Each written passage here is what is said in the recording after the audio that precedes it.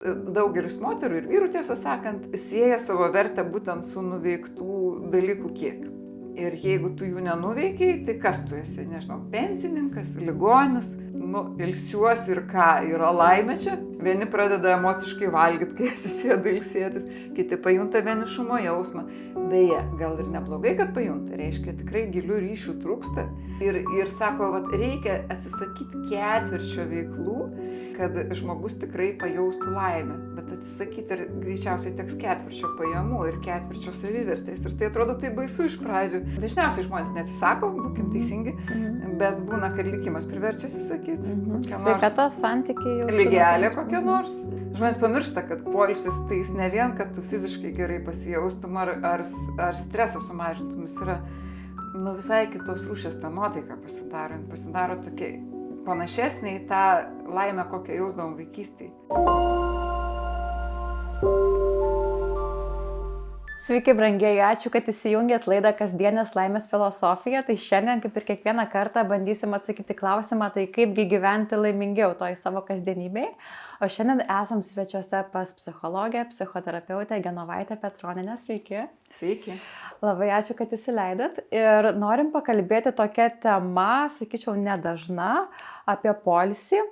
Aš pati pastebėjau, kad atrodo turiu įvairių kompetencijų, ten ir santykiuose vis kažką išmokstu ir karjeroje, bet ko neišmokau per 36 metus, tai pailsėti. Ir atrodo toks paprastas dalykas, bet kažkaip tikrai man, kaip tokiu anglišku žodžiu, straglinu, tikrai yra sudėtinga.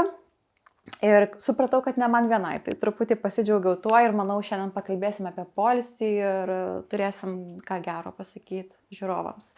Tai pats pirmas būtų mano klausimas, ar dažnai yra problema tas nesugebėjimas pailsėti? Problema yra labai dažna, tarkim, tarp mano klientų, bet tikrai nėra tokia jau visai dažna tarp visų žmonių. Pavyzdžiui, demonstratyvios asmenybės, teatrališkos, dideli vaikai, kurie visada viską užmiršta, visada nesiima atsakomybės, nori dar truputėlį pabrausinti. Tokių žmonių yra pilna, tokių nesuaugusių vaikų. Galų gale visa ta tikrųjų vaikų ir tikrųjų paauglių ir tikrųjų studentų ir amžinų studentų gvardija. Vienu žodžiu, žmonės, kurie turi psichopatinių savybių, kurie iš principo nemėgsta tvarkos ir darbo. 30% žmonių turi tokių savybių. Tie kaimo girtuokliai ar dar kokie tipažai, jie tikrai nėra tie, kuriem neišeina pailsėti. Jiem tik duok pailsėti. Jie, aišku, ilsėsi savo nekokiais būdais. Tai va, ne visi žmonės tokie, norėjau pasakyti, bet kita vertus lietuviams tikrai labiau negu ten pietų Europos tautoms, negu Azijos tautom yra būdingas tas darbštumas ir nemokėjimas ilsėtis.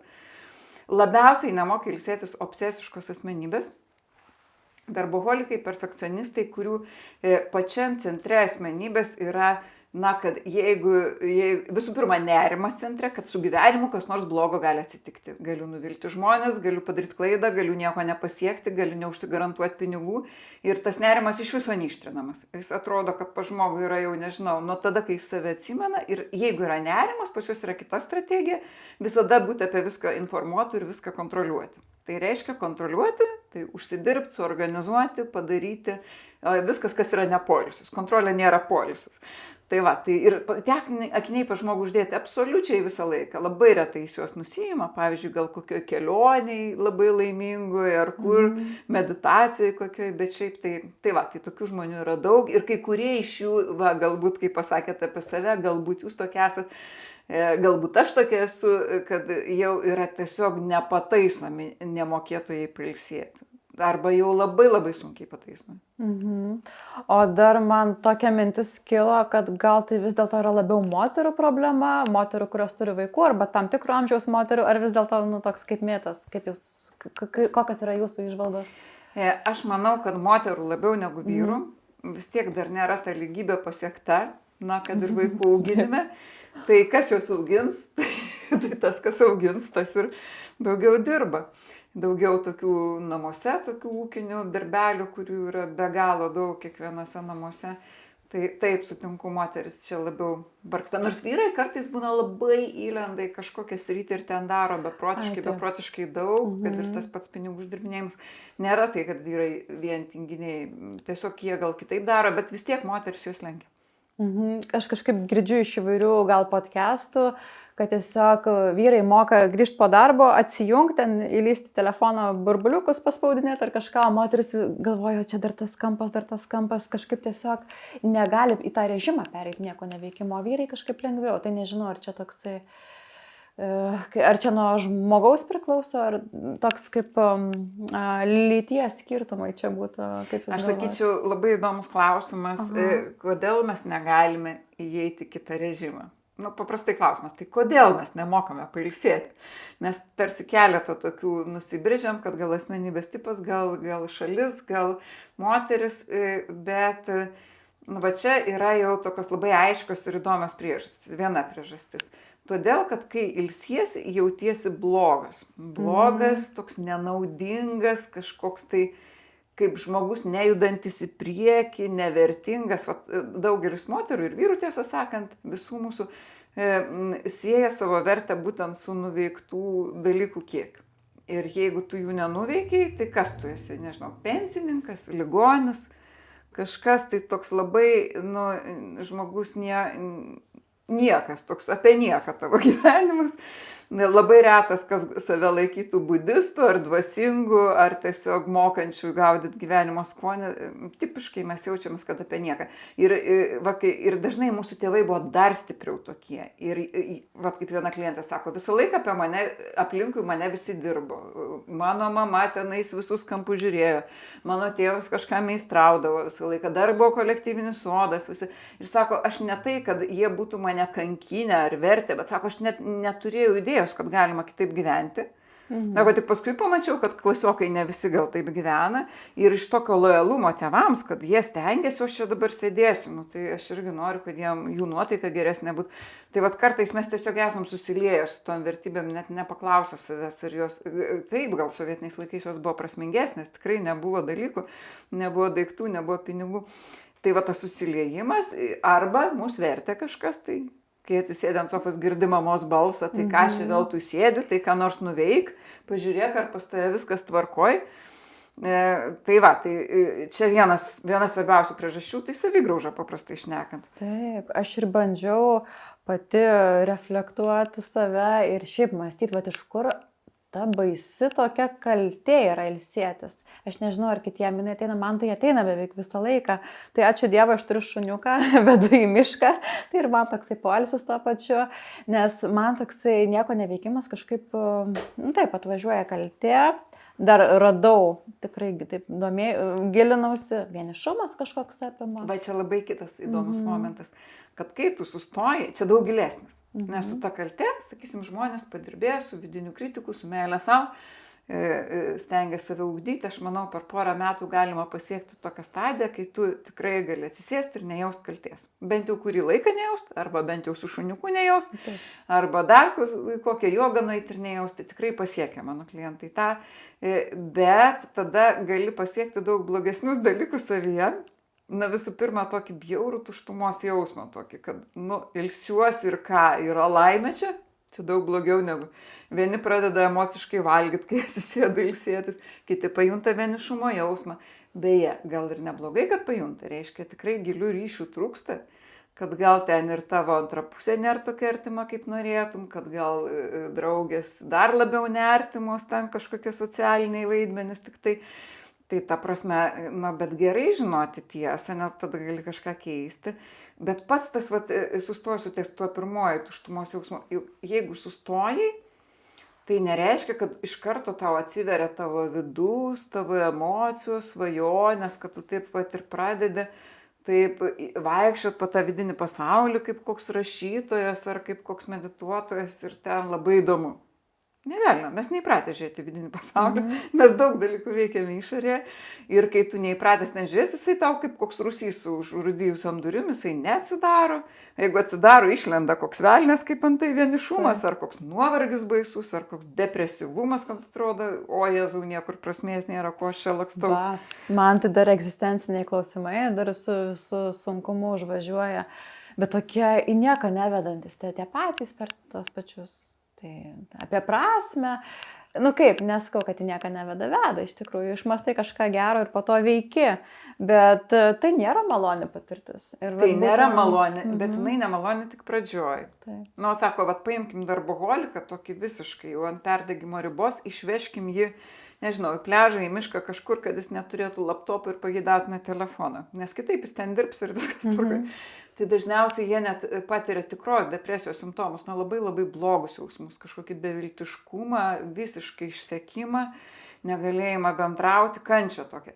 Bet po kažkiek laiko, ypač jeigu tas dar poilsis toks aktyvesnis, vos prablaškom, pavyzdžiui, fizinis krūvis, tai jie pradeda rimti ir paskui kažkaip pajunta skonį, tą lėtesnio, tokio sąmoningesnio gyvenimo skonį, išsivalo galva, pajunta kaip gera būti nesuūžiančia galva, kur 100 minčių ir rūpesčių, o su tokia rame galva, kai ateina netikėtos tavo mintis, tai ta prasme įmanoma į tą pereiti, bet ko gero, taip atsisėsti, kaip mes dabar kalbam, per pusvalanduką, nelabai. Va čia viena iš klaidų, kodėl žmonės negali pailsėti. Jie įsivaizduoja, kad štai atbėgau namo, čia sutvarkiau viską, vaikai prižiūrėti, namai sutvarkyti ir dabar turiu valandėlę prieš miegą ir dabar aš pailsėsiu. Neįmanomas dalykas, jau esi pavargęs, kad tikrai ten tas emocijas pamatytum. Labai sunku pailsėti, tu nebent gali pažiūrėti dar kokį serialo gabaliuką ir šiek tiek apsiraminti, kadangi tu susikoncentravai į vieną tašką, ne į vieną tašką, bet į vieną dalyką, kad tu nebesiblaškai per 100. Jau šis tas, bet tu pailsėjai, sakysim, tik 20%, kas įmanoma ir tu tada užmigai. Ir toks poilsis yra kažkoks tai pusiau poilsis. Toks, kur savo reiškia, failų, tų atidarytų langų smegenyse, tu tik tai uždarei kelis, o dar ten 10 kabo ir tu taip pusiau pamiegojęs, tu bėgi vėl ir tik tai tada, kai tu jau turi gerą dieną sau, tu gali visus langus uždaryti ir pasiekti tą kitokią būseną. Tai jūs siūlot kaip ir nebijoti to, kad ten atsiveria daug dalykų, išbūt su jais, ar ne? Aš siūlau nebijoti, bet aš labai kalbu apie tas sąlygas, kuriomis galima ilsėtis, kad išeitų, nes čia vienas iš dalykų, kodėl neišeina. Kad žmonės taip pabando trumpam, tai reikia laiko daugiau. Geriausia, kad vakaras prasidėtų nuo kokių 6, ten būtų kažkokio nieko neveikimo, būna žmonės lėtai, kokią salotą spjausto, nieks jų neblaško, į telefoną nežiūri, arba ten, nežinau, kažkur po miestą vaikšto, kažkas vaja, tai kad tokia būtų poilsio, tai tada tu jau kiekvieną dieną esi atsistatęs, nuotaikas susitvarkęs. Žmonės pamiršta, kad poilsis tai jis ne vien, kad tu fiziškai gerai pasijaustum ar stresą sumažintum, jis yra visai kitos rūšies ta nuotaika pasidaro tokia panašesnė į tą laimę, kokią jausdavom vaikystėj. Kad tu pastebi dangų, jauti kvapą, kad tu gali kažką pasvajot, kad tu esi emociškai gyvas. Kūrybos žmonės tą labai žino, kad kai esi užsilakstęs, nieko ten nesukursi iš tikrųjų. Gali dabaigt, ką anksčiau sukūrei, bet yra labai sudėtinga, tu kažkoks negyvas iš vidaus, tu negali žaisti. Bet daug kas nėra kūrybos žmonės arba kūrė tik mažais gabaliukais ir to nepajunta. Bet dar vienas poilsis, dar viena sąlyga būtina, kuri irgi pamirštama. Mes įsivaizduojam, kad poilsis gali būti, kaip savaitgaliai šeimos būna. Atsikėlėm, darom pusryčius, viskas lėčiau truputėlį vyksta, bet čia vaikai šūkauja, kalbuosi su visais iš karto, važiuojam visi į miestą, paskui dar kažką gal perkam. Ne poilsis, vėl 20%, kaip serialo žiūrėjimas panašiai. Nes geriausias poilsis yra, kai tu koncentruoji dėmesį lygiai į vieną dalyką. Pavyzdžiui, sėdi koncerte, neturiu omeny kažkokį noizo koncertą, nors ten irgi savotiškas poilsis, ir klausai ir jauti, kaip tavo viduje viskas rimsta, ar kažkokį tai gerą filmą, gerą spektaklį žiūri, bet ne tokį, kur nori tavo dėmesį pagauti, kaip Hollywoodas, o tokį, kur kažkas gilesnio yra, kur ramu, kur neina įvykis po įvykio. Tai susikaupi vieną, žmonės sportuose susikaupia, dažnai ne visose sportuose, bet susikaupia, kai gamtoj būna, vis tiek tu į tą gamtą kažkaip žiūri, klausai, jeigu telefonas tau nuolat netrukdo. Tai tas susikaupimas viena, ko labiausiai neturi vaikų mamos, dėl to jos labiausiai išgręžiamos, nors daug sunkiau negu žmogus, kuris karjerą intensyviai daro. Tai jeigu gali susikaupti kažką vieną, kad ir knygą, ramiai, guli skaitai knygą, ramiai. nuostabu, jau tavo viskas galvoj tvarkosi. Geras, nes aš kažkaip net ir, aš buvau pažiūrėjusi poilsį gal truputį perfekcionistiškai, nes man atrodė poilsis, kai tu iš visi nieko nesikoncentruoji, bet tai beveik neįmanoma. Tai aš bandžiau ten ir medituoti, aš savo susigalvojau tokią meditaciją, tiesiog pasidarau laikmatį, apsikloju ir guliu ir stengiuosi apie nieką negalvoti. Tai kadangi man nepavyksta apie nieką negalvoti, tada stebiu mintis. Ir ten jeigu 20 minučių pavyksta, tai visai ir įdomu ir tas mintis pažiūrėti, ir net užsnūsti trupučiuką. Tai galvojau, gal jau čia yra tas tikras poilsis. Bet man labai patinka iš tikrųjų, ką jūs šnekat, nes jūs kalbat labai daug apie ir koncertas, ir išėjimas, kad ne namie. Nes namai gal kartais netgi to tokio gali kaip tik sunkumo sukelti. Asocijuojasi su rūpesčiais. Daugam. Taip, man asocijuojasi su rūpesčiais, kitas dalykas, kai tu esi lauke, tai ir tos šviesos daugiau gauni, hormonai, gal kitaip, ta visa šviesa, kiek žinau, yra labai sveika, judėjimo gauni, o namie toks pasyviai taip triniesi, ir mintis gal niūresnės. Tai... Nors tai, kai jūs paminėjot, irgi labai šauniai skamba, visų pirma, kad jūs atsigulat, o nesėdit. Nes labai reikia, šitoj vietoj yra tokie mitai sklando, kad atsisėsk, sukryžiuok kojas ir stebėk kvėpavimą ir čia bus geriausias poilsis. Darboholikui absoliučiai netinkama strategija. Jį tada aplankys kažkokios įtampa didžiuliai, jis bandys perfekcionistiškai tą kvėpavimą stebėti, jam kokią koją spausis, save kankins. Vienu žodžiu, čia reikia su meilė savo, su meilė savo vidiniam vaikui. Vos ne tai, kad atsiguli ir klausysies, ko aš labiausiai noriu. Aš tai siūlau klientam pirmiausia savęs paklausti, kokios mano emocijos. Pasižiūrėties po vieną. Jeigu aš turėčiau procentėlį dabar pasipiktinimo, tai apie ką jisai būtų? Pasižiūriu, ten sunervavo kažkas ten kokie. Nepadarė gerai savo ten dalies, kokie bendradarbiai. O jeigu turėčiau procentėlį įtampos, nerimo, iškart randi, kad ten dėl kažko bijai, kas ten rytoj vyks ar ką. O jeigu procentėlį liūdesio, tą sunkiausia aptikti liūdesio ilgesio, jau čia gilus planas, kuris paslėptas. Bet kai jau supratai, jau gali. Labai neblogas, o jeigu ieškočiau procentėlio kalties ar gėdos, visada rasi. Visada kažkoks jauties netoks. Ir džiaugsmo. O dėl ko, kas mane džiugina? Ir tokį pasidarai tarsi žemėlapį. Aš esu toks šiuo momentu. Ir kai tu viską pažiūrėjai, tada šitie dalykai truputėlį gali nueiti ir tada labai gerai yra klausęs, o tai ko noriu? Kas mane padarytų laimingu? Kad ir turi omeny visas, gal man reikia daugiau saugumo, o gal man ryšio reikia, gal man reikia su kažkuo šnekėtis iki begalybės ir kad kažkas mane patvirtintų, priimtų. Taip gera suvokti ir tada tu jau eini tiesiai į tą vidinį vaiką, tiesiai į tą tikrą poilsį. Nes sakau, su gali gautis dar vienas perfekcionizmas ir kančia ir toks nesugaudimas, kas už tuštumos yra, nes nepasakyta stebint kvėpavimą, kada ir emocijas reikėtų pastebėti. Aš labai už dvasinius mokymus, jie labai gražus ir labai gilus, bet šiuolaikinis vakarietiškas žmogus, kad taip staigiai nušoktų į senovinį rytietį, tai yra milžiniškas atstumas tarp mūsų. Kitais žingsniais reikėtų. Aš tai dar sakau, kadangi mane ištikdavo po 5 tų darbo dienų labai aktyvių, aš turiu darbą ir mokykloje, ir visokių kūrybinių darbelių. Žodžiu, labai 5 aktyvios dienos, savaitgalis labai specialiai išimdavau planus šeštadieniui, kad jis būtų labai ramus ir toks tikrai vos ne depresija būdavo, nors labai keista, atrodo, taigi aš pagaliau turiu laiko, o aš taip beviltiškai jaučiuosi tą šeštadienį. Čia buvo šiais mokslo metais.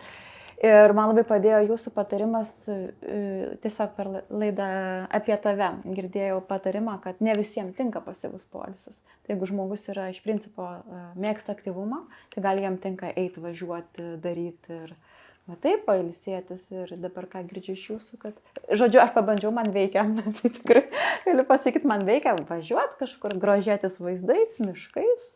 Pavaikščioti, tai irgi gal nereikia taip galvoti, kad poilsis tai lova. Nebūtinai. Taip, čia jau yra kai reanimacija, kai esi jau visai sudegęs, pervargęs, tada tinka, bet jeigu reabilitacija, tai jau nebetinka. Bet čia tai, ką pasakė, tai labai tinka bendrai darbui su schemomis, nes labiausiai nemoka ilsėtis perfekcionistas. kuris ir pilnas nerimo ir nori kontroliuoti, perfekcionizmo schemą turintis žmogus, aukštų standartų schemą, ir kita vertus jis dar įpratęs medaliukus gauti už tus savo nuveiktus dalykus, tai iš visų schemų išeinama laipteliais. Aš kai vedu mokymus apie schemų terapiją ir kitais metais taip pat vesiu, tai būtent perfekcionizmo schema yra viena iš sunkiausiai pasiduodančių, nes žmogui duoda naudą. Tu daugiau uždirbi, tave daugiau vertina, tu pats save labiau vertini, labai sunku ją.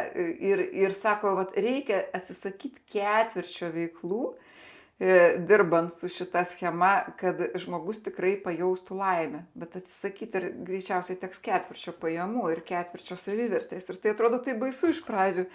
Bet dažniausiai žmonės neatsisako, būkim teisingi, bet būna, kad likimas priverčia atsisakyti. Sveikata, santykiai jau. Lygelė kokia nors, dėl santykių tai dar ne visada, dar kai blogi santykiai, dar labiau kimba į darbus. Taip. Arba į veiklas, dar galima į veiklas įkipti. Čia kompensacija gal. Sportuoti, čia kažką tai savanoriau daryti. Vienu žodžiu, kad tik tai nesukaupdėmės ir neliktų savo vidinių vaikų. Tai tai su schemom nėra lengva dirbti, jos įsūdytos seniai, o po ją gali slypėti kita nepilnavertiškumo schema arba paliktumo, kad aš nebūsiu žmonėm įdomi, gera, jeigu jie nenorės su manim būti, jeigu aš nebūsiu šaunuolė. Tai ten tokie gilūs vandenys slypi po to. Aš žinau, kad labai įdėmiai klausotės tinklalaidės, bet noriu padaryti trumpą reklaminį intarpą. Noriu pristatyti laidos rėmėją Tesori Doriente. Tai prekės ženklas apie nuostabius kvapus ir emociją. Tai yra namų kvapai, skalbinių minkštikliai, skalbinių kvepalai, dušo kremai bei kūno kremai. Jie leidžia patirti rytietiškų kvapų prabangą už prieinamas kainas. Didelė dalis sudėčių yra iš natūralių produktų. Apsupkite save nuostabiais kvapais kasdien. Ką jūs galvojate apie žmonės? Aš dažnai taip girdžiu, kad taip sako, aš turiu tiek daug veiklų, viena ten protinė, kita fizinė, trečia ten su vaikais parke pavaikščiot, ketvirta ten, nežinau, kūrybinė. Ir aš taip pailsiu, nes veiklos keičia viena kitą, jos tokios yra skirtingos ir man net nereikia ten nei atostogų, nei nieko. Jūsų išvardintos veiklos man vis tiek jos atrodo aktyvuokos. Ar ne? Jeigu žmogus sakytų, išeinu ten į daržą ir kapstau savo žoles, arba tam mišrainę ten pjaustų visą valandą, susikoncentravęs, kaip ten tas budistas įkvėpavimas, sakyčiau, čia gerai. Nes kokia čia esmė? Labai įdomiai vienas psichologas pasakė, mums reikia tūnojimo laiko per dieną, kai mes nieko nedarom. Kai sėdi ant sofos ir nosį krapštai, kai žiūri pro langą nežinia ko, kai iš kampo į kampą vaikštai vieną knygą į kitą vietą nuneši, tokio laiko reikia. Tikrai, pavyzdžiui, tas jau netiktų, jeigu išėjai po miestą pavaikščioti nieko neveikti, bet staiga pradėjai žiūrėti parduotuvės ir tikrinti ten kažko ieškoti. Jau nebe tas. Turi būti toks, visai toks, trinimasis. Bet kiek? Nesakykit, kad daug, nes bus labai sunku gyventi. Nedaug. Šiek tiek, kiekvieną dieną šiek tiek. Po truputėlį, kad taip savo atsileist. Pavyzdžiui, pietų pertrauka. Kaip mažai žmonių išnaudoja pietų pertrauką tam. Jau galėtum, kol nueini į kitos vietos, kur valgai. Aišku, dabar visi užsakinėja, valgo kaip velniai per 10 minučių suryja ir dar į kompiuterį žiūri tuo metu.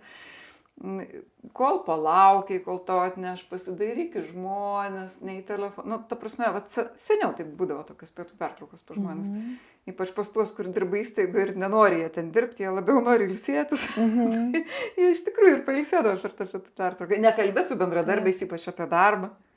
Geriau su savim pabūti. Puikus laikas, bet aš irgi galvoju, kaip ir jūs, kad nelabai realu tikėtis žmonių. Kaip pasakyti, jeigu aš išgirščiau kažkur informaciją, kad 10 minučių per dieną ten tavo visus sveikatos rodiklius, nuotaikas pagerins, tokio tūnojimo, kaip vadinat, tai daryčiau. Reikia pradėti. Ko gero, žinokit, nedarytų tokie žmonės kaip jūs. Dėl ko? Dėl to, kad dar kai esi įsivažiavęs į tą medaliukų gavimą, į savotiškai tampėlę rūpestį, kad kažko nespėsi, iš viso net neatsimeni, kad yra poilsio opcija. Iš viso. Atsimeni tada, kai jau viską padarai, visi punkteliai sąraše pažymėti arba tiesiog pavargsti. Taigi žadėjau pailsėti. Būna žmonės į darbų sąrašą įsiveda. Taip. Pailsėt. Ir jie tą darbą praleidžia ramiausiai. Tarsi jis ten nebūtų užrašytas, tarsi jie jo nebūtų matę. Tai vat, jeigu esi anoje būsenoje, tu kažkokiu būdu net neatsimeni šitos būsenos, kad jinai svarbi. Va, tu ją matai, galvoji, nu taip, pailsėtų. Ir kažkaip jinai ne prioritetas tampa. Tu emocinio to atsiminimo neturi, kad jinai tokia svarbi tau buvo. Atrodo kaip laiko gaišimas, turbūt, kai kuriems žmonėms. Atrodo, nieks neatrodo. Tu paskaitai ir tau nėra jokios minties ir tavo mintis užsikabina už sekančio darbo. Bet iš tikrųjų aš galvoju, kad šiais laikais mes dar turim visas technologijas įveikti. Ekranus, taigi smagiau Instagramą atsidaryti, negu ten pro langą žiūrėti. Nes mes gal ieškom to dopamino, net faina yra ten TikToką pasižiūrėti, nusiųsti draugui, pažvengti. Bet reikia, aš galvoju, kad pailsėjimui reikia valios, nes turi sukovoti su noru. Aš turiu tokį norą tikrai atsiversti socialinius tinklus pasižiūrėti. Tai ar yra sunkiau šiais laikais? Dėl ko aš manau, kad atostogos, kiek jos bebūtų nemalonios pradžioj, tos tikrosios atostogos, ne tokias, kai išvažiuoja ten į kokią Argentiną ir renki turistinius tuos taškus, žiūri objektus. Ne, va tokios, kur ten ilgai eini, per kokius kalnus, nežinau, ar dar kažkas tokio labai ramaus, kur yra judesio, gamtos. Gali būti kažko įdomaus šiek tiek, bet tik šiek tiek. Tai va, po tokių atostogų paprastai būna jausmas toksai, kad nenori perkraut galvos.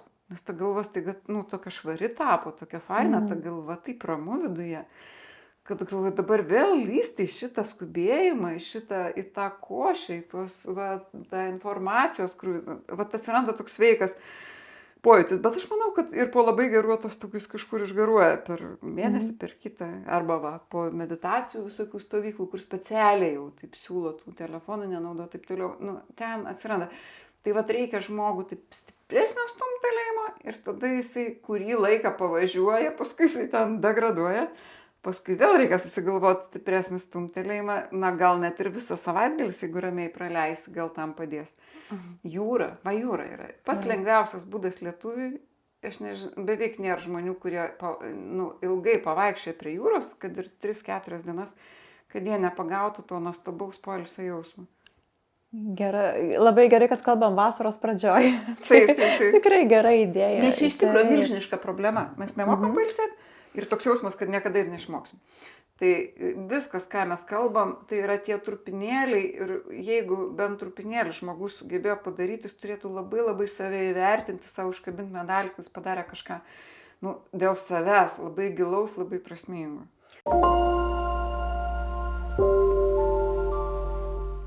Tai aš noriu tokį pasidalinti dalykų, kuris padeda man labai pačiai, nes aš irgi neslėpsiu, kad nors mano laisvalaikis labai toks turiningas, aš ypač mėgstu meną vartoti, lėtus filmus, tokius ramius koncertus, aš tikrai, jie man suveikia kaip meditacija.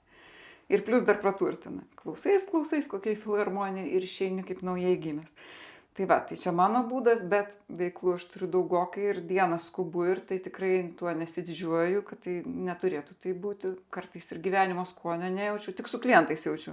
Nes ten jau žmogaus nepriskubins. Jeigu pradėsiu skubinti, empatija dings. Bet kitų metų skubu. Tai man labai patiko skandinavų dabar, visi žino Hjūgę, tai tą tokį jaukumą, šilumą skandinavų, kaip jie ją moka kurti. Tai dabar yra toks Niksen, nauja jų poilsio menas. Aišku, daugelis šalių galėtų kažką apie poilsio meną pasakyti. Tai yra pakibti tarp veiklų metodas. Jisai man labai patinka. Padarei kažką, sustok, įsisąmonink, kad galbūt nenori daryti kažko kitko. O taip dažnai yra, jeigu iš tikrųjų savęs paklausime. Tik tai mes tą visą pakišam po kilimu ir varom kaip tankai. Tiek darbštuoliai ypač. Ir suvok, kad nenori ir tuo momentu tiesiog patūnok, pratemk laiką. Paskirk savo kokį 10 minučių, atsigulk, nežinau, ir suvok, kaip tu nenori sekančio darbo ir kaip yra gera dabar gulėti, kokia laimė. Arba kaip gera tą nosį pakrapštyti. Nežinau, kažką tokio, kas nėra priklausomybės. Nelysti Facebooką. Aišku, jeigu žmogus kažkoks tai yra tokių senovinių žmonių, kurie nenaudoja geros informacijos. Nežinau, ar gal net ir Facebookas jiems padėtų, jeigu jie depresyvūs, bet muzikai įsijungt, kažką tai. Knygą iš lentynos, ištrauk puslapį, perskaityk. Praturtink save, bet esmė yra tame, kad pasidžiauk tuo tarp, kad tu dabar nenori daryti sekančio dalyko, taip sąmoningai pasidžiauk. Patūnok. Nes mes taip savo neleidžiam. Tai bet čia yra geras momentas, kai yra vidinė kibirkštis, vidinės motyvas tikrai tave, nes kitur, jeigu save priversi, aš būtinai turiu medituoti per pietus, gausis kažkokia tokia dėl savęs prievarta. O čia būna natūralus noras, tik jį reikia taip pagauti. Tai iš karto nuo karto tą padarau ir visą laiką džiaugiuosi, kokios geros minutės, kokia aš dabar laiminga.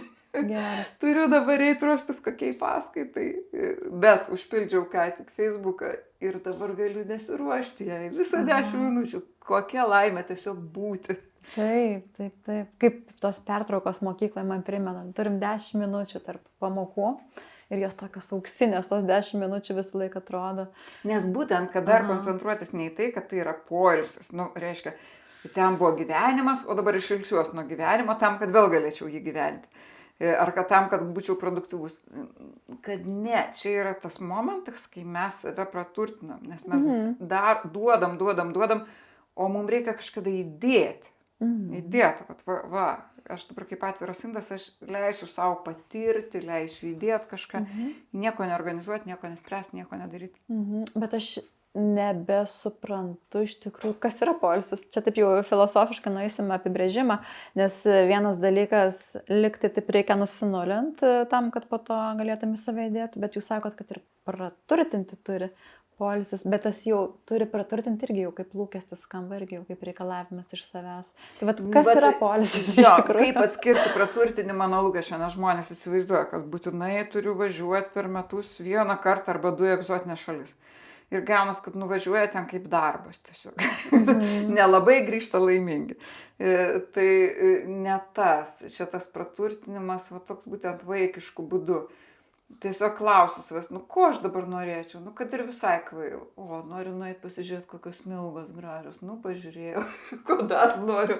Tai turi būti, kažkoks susilietimas su savo norais. Gal teks palaukti truputėlį, gal noras yra primityvus, tiesiog atsigulti ir pažiūrėti vieną tašką. Tik tai visi norai turi būti nesusijęs su priklausomybėm, kad neiti sukramtyti sausainiuko, jeigu nesi alkanas, kad neiti į tinklus, kaip visada, tik tai nuo to apsiriboti, o daugiau viskas, ieškok norų. Man atrodo, kad jau vien gerai, tiem žmonėm, kurie tikrai nemoka ilsėtis, vien jau gerai interpretuoti šitą pažiūrėjimą pro langą, pagulėjimą kaip gerą dalyką, nes daug kas galvoja, kad tai aš tinginė, tik ko tu žiūri per langą ir nieko nedarai, bet kai kurie žmonės net nesuvokia, kad tai yra labai naudingas dalykas, žiūrėti pro langą. Labai gera apsikrėsti nuo žmonių, kurie tą moka daryti. Nuostabi strategija. Nereikia kurti čia visokių planų mums ar metodų. Tiesiog pabūti šalia skandinavo, pabūti šalia, nežinau, ispano, prancūzų. Daugelis iš jų tikrai, kuo daugiau pabendrauju, tuo labiau išmoksti. Aš visai neseniai buvau Maroke ir stebėjaus, tie žmonės, ką jie ten veikia, iš tikrųjų, jie kažkur stovi prie parduotuvių. Jie, jeigu vairuoja, taip lėtai važiuoja, kaip mūsiškiai niekad nevažiuotų. Tiesiog ten neskubėjimo kraštas, tai taip žiūri iš pradžių ir nervuojas, ko jūs čia tempėt gumą, o paskui jau persimi. Bet kita vertus, jeigu nelabai nenorim to paties scenarijaus, tai ir nekartosim. Bet kažkaip netyčia, kai tave kažkas pristabdo iš išorės, tu pats kažkaip tai tą tempą ir nuimi ir paskui, jeigu ilgai esi nuėmęs kažkiek dienų, tai ir netaip lengva užgreitinti. Jis nesigreitina. Formuoja aplinka. Inercija.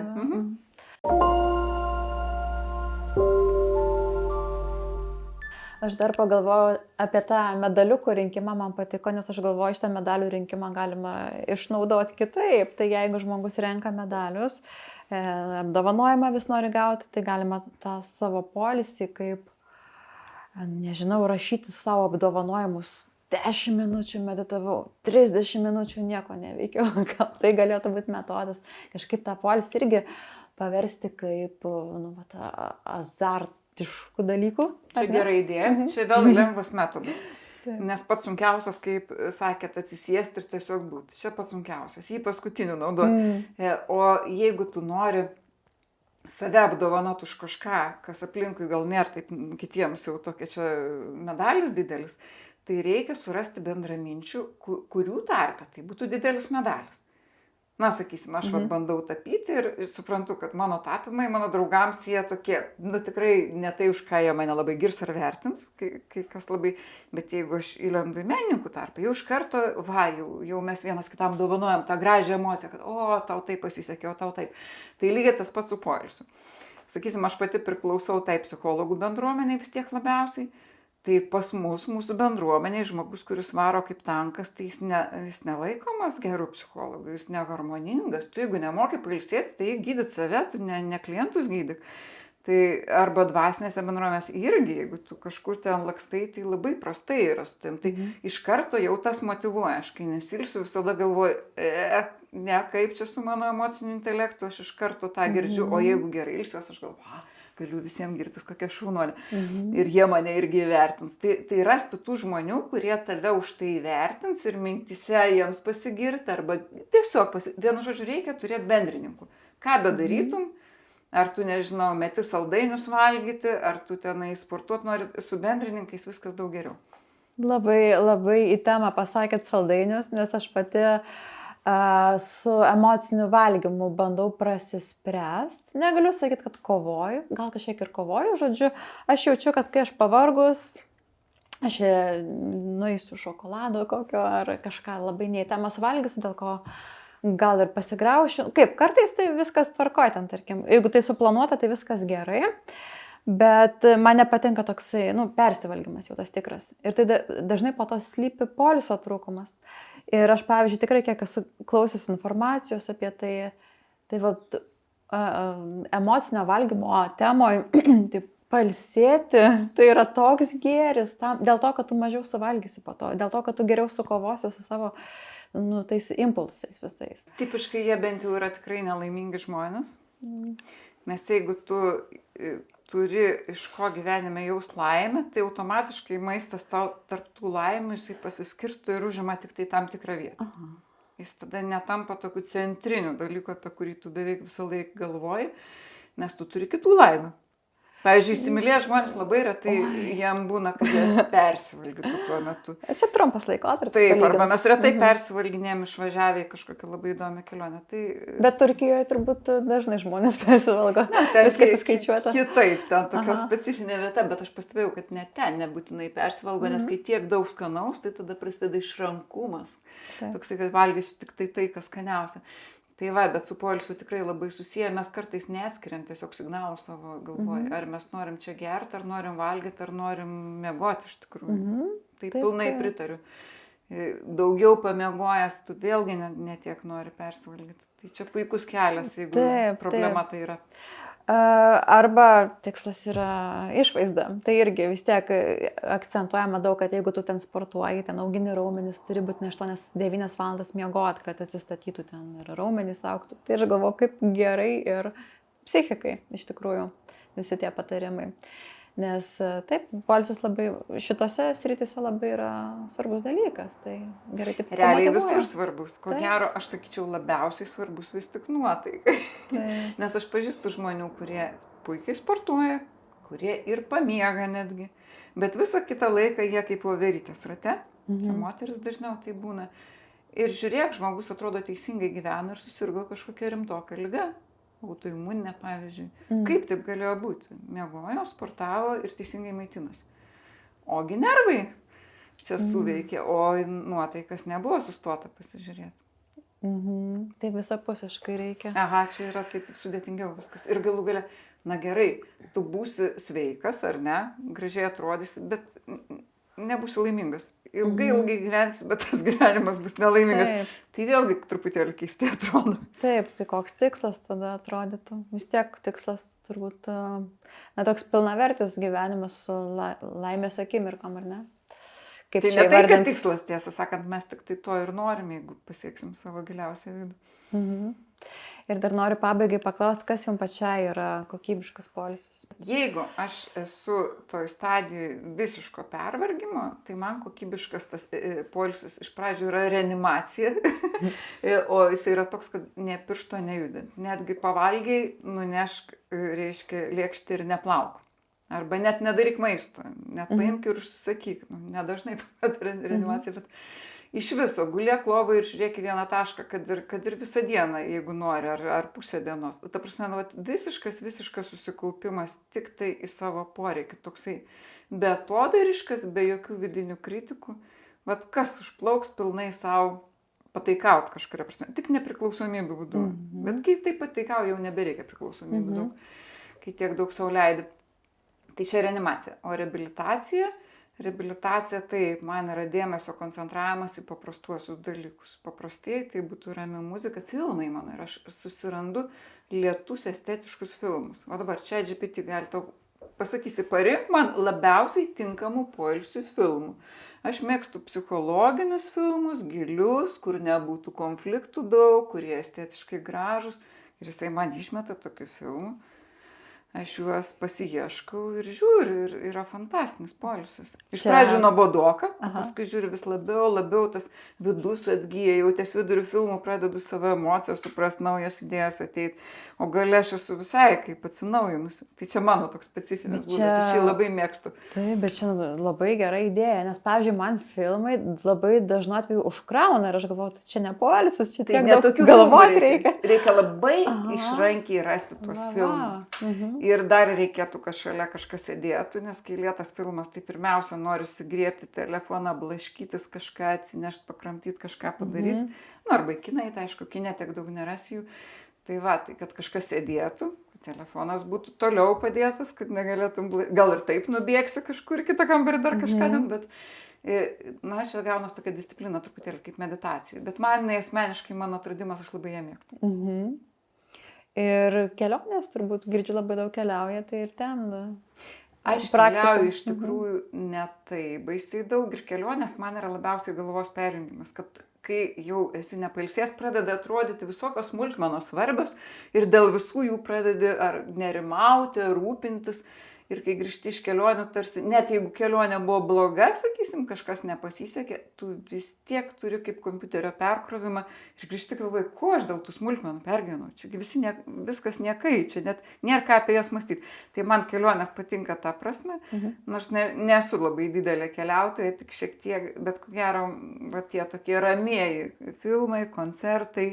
Tiesiog buvimas su žmogum ilgam pokalbį, kur su tylos pauzėm, kur taip vat eini kažkur ir kažką persimeti, žodžiu, šitas yra fantastinis poilsis. Tokio šilumoje, ramybėj, bet turi būti labai autentiškas ir geras, saugus santykis, kad tą galėtum daryti.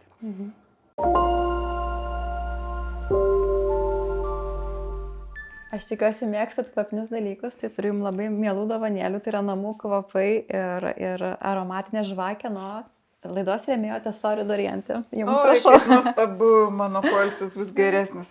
Tai norim labai padėkoti už įžvalgas, tikrai buvo labai praturtinantis pokalbis, aš tikiuosi, kad ir žiūrovai, ir klausytojai daug visko išsineša, tai ačiū, kad įsileidot mus čia.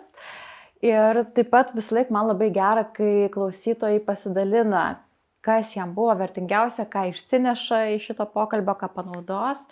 Tai ačiū, kad klausėt ir žiūrėjot. Ir ačiū jums dar kartą. Dėkuoju.